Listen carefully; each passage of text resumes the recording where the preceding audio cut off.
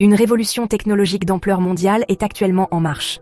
Ce que la Chine a récemment développé risque de transformer radicalement notre façon d'employer les satellites et de représenter l'un des bouleversements géopolitiques majeurs de ce siècle. Il y a quelques semaines, durant les 12 journées d'affrontements intenses entre Israël et l'Iran, Téhéran a pris une décision stratégique surprenante.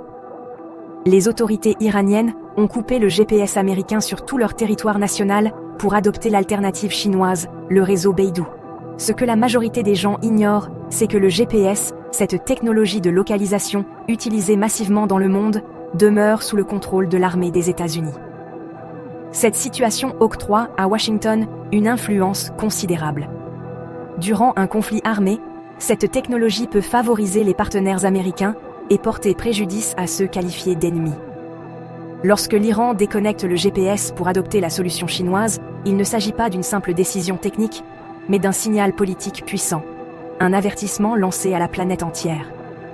Méfiez-vous du système que vous employez et gardez à l'esprit qu'il existe aujourd'hui plusieurs superpuissances capables de créer des technologies révolutionnaires. Depuis plus de 3 décennies, la Chine œuvre silencieusement à l'édification d'un réseau satellitaire de dernière génération. Actuellement, son infrastructure Beidou fonctionne parfaitement dans plus de 140 nations. Cette séparation d'avec le GPS américain fait partie d'une tendance planétaire plus vaste, celle d'un détachement graduel des systèmes dominés par les États-Unis. Souvenez-vous, le blocage de 300 milliards de dollars d'avoirs russes par les nations occidentales avait déjà instillé la méfiance chez plusieurs États possédant des réserves en devises américaines. Actuellement, c'est l'utilisation du GPS comme instrument géopolitique qui déclenche un éveil comparable. Tandis que les BRICS accélèrent leur quête d'options alternatives au dollar, la Chine dirige cette transition vers une ère satellitaire nouvelle, car son ascension dans l'espace reflète simplement un renversement plus radical qui s'opère là-bas, sur notre planète. Le GPS s'est intégré complètement dans nos habitudes quotidiennes. Nous l'employons pour nos trajets évidemment, mais cette innovation dépasse largement ce cadre. En vérité, le GPS constitue un avantage, et un avantage susceptible d'être supprimé instantanément. Conçu et encore administré par l'armée américaine, le GPS offre aux États-Unis un pouvoir stratégique énorme. Agriculture assistée, transport maritime, opérations militaires, sans localisation globale, il n'existerait ni moisson industrielle, ni navigation portuaire, ni bombardement précis. Celui qui maîtrise cette technologie possède donc un instrument géopolitique terrifiant, et un simple dysfonctionnement intentionnel ou accidentel pourrait engendrer des répercussions dramatiques mondialement. La Chine a saisi cette menace depuis longtemps, car pour Pékin, ce risque n'est pas imaginaire, il est parfaitement concret. En 1993, les États-Unis obtiennent un rapport alarmant. Le cargo chinois Yinhe, baptisé la Voie lactée, transporterait des substances chimiques militaires vers l'Iran. Face à cela, Washington adopte une mesure drastique. Le signal GPS du navire est perturbé.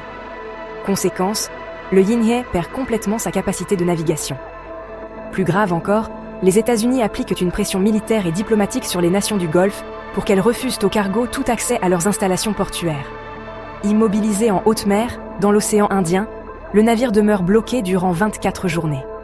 Ultimement, une inspection commune entre les États-Unis et l'Arabie Saoudite établit que le Yinhe ne contenait aucune arme chimique. Le cargo est autorisé à reprendre sa route. Mais pour Pékin, le dommage est accompli. La Chine reproche aux États-Unis d'avoir nui à son commerce maritime. Washington, pour sa part, refuse toute excuse, prétendant avoir agi en toute bonne foi selon des renseignements variés pour la Chine. Cet excès de pouvoir constitua un choc électrique. Elle comprend qu'à chaque instant, ces bâtiments peuvent être surveillés, immobilisés ou isolés sur simple décision de Washington. C'est cet épisode humiliant à ses yeux qui incite Pékin à inaugurer officiellement son propre programme spatial. Et l'illustration la plus frappante s'est déroulée il y a à peine quelques semaines, pendant la guerre éclair entre Israël et l'Iran. Durant ces 12 journées de conflit aigu entre Israël et l'Iran, des plateformes comme WhatsApp et Instagram ont divulgué en temps réel les positions géographiques de leurs utilisateurs.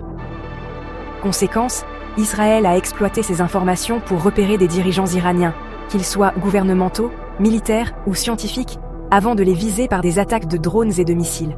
Le message transmis au monde entier est glacial. Tant que vous employez le GPS, vous portez littéralement une cible dans le dos.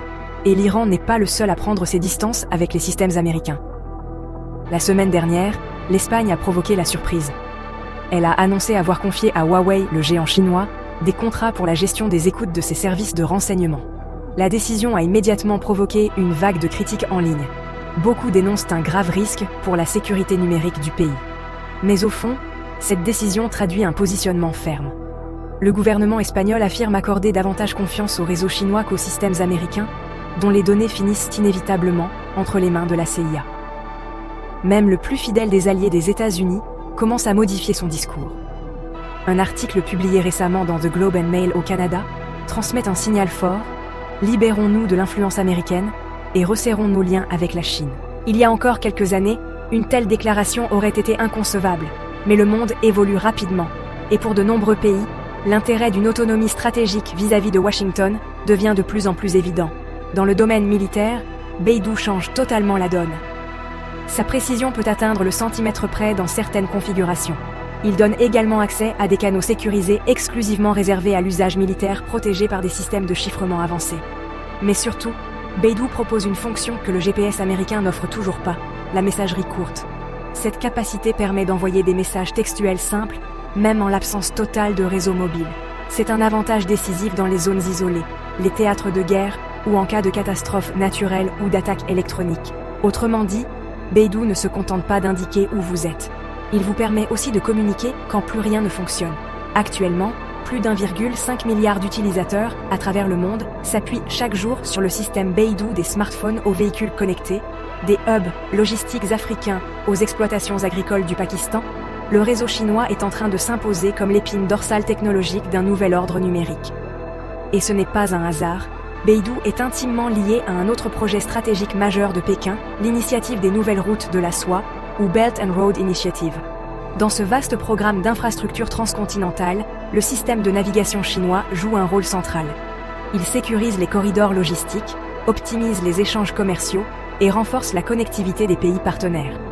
En Afrique, plus de 30 pays l'utilisent déjà pour l'agriculture de précision, avec des rendements en hausse de plus de 15%. Et en cas de guerre, ce réseau assure à la Chine et à ses alliés comme l'Iran une capacité de frappe autonome indépendante du GPS américain. Pendant que Beidou multiplie les avancées, le GPS américain lui accuse un sérieux retard. Selon les propres documents de la US Space Force, la constellation GPS actuelle repose encore en grande partie sur des satellites des années 1990. Les États-Unis ont bien lancé une modernisation. Le programme GPS-3, censé renforcer la précision et la résistance au brouillage.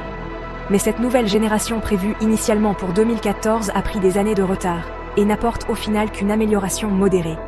On passe d'une marge d'erreur de 3 mètres à environ 1 mètre, une performance qui reste inférieure à celle du système européen Galileo dans certaines zones.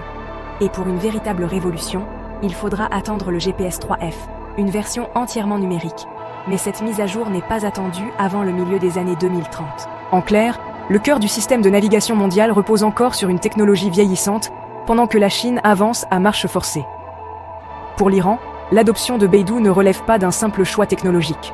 C'est une montée en gamme stratégique, à un moment où les infrastructures dominées par l'Occident sont perçues comme des menaces sécuritaires, mais aussi comme des vulnérabilités géopolitiques. Avec Beidou, les drones, missiles et systèmes de défense iraniens peuvent désormais opérer sur la base de coordonnées chiffrées, précises et protégées contre le brouillage électronique. Et même en cas de cyberattaque, la fonction de messagerie courte assure une continuité de communication, même sans réseau mobile. Mais les bénéfices ne se limitent pas aux champs de bataille. Les pétroliers, cargos et convois commerciaux iraniens peuvent désormais naviguer sous Beidou sans passer par le GPS américain.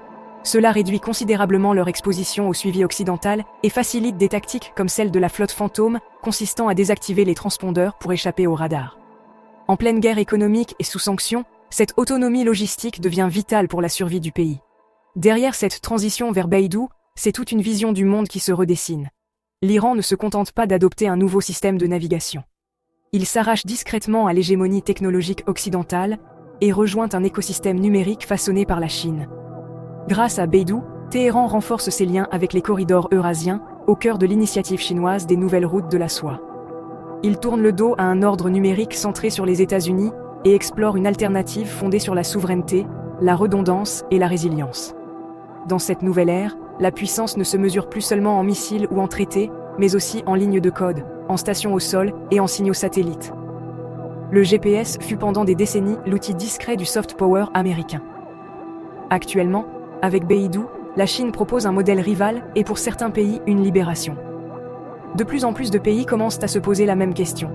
Et si défier les États-Unis n'était plus aussi risqué qu'avant? La vérité, c'est que les conséquences d'une exclusion du système occidental sont actuellement bien moins lourdes qu'autrefois. Car les États-Unis ne sont plus le moteur principal de la croissance économique et technologique mondiale. Ce rôle désormais revient à la Chine, et c'est pour cette raison que de nombreuses nations commencent à lui faire confiance, convaincues que son avance technologique façonnera l'avenir et redéfinira l'ordre mondial. Ce choix, l'Espagne vient justement de le faire en misant sur la technologie chinoise au détriment de celle des États-Unis. Un signal fort, et peut-être le début d'une nouvelle ère.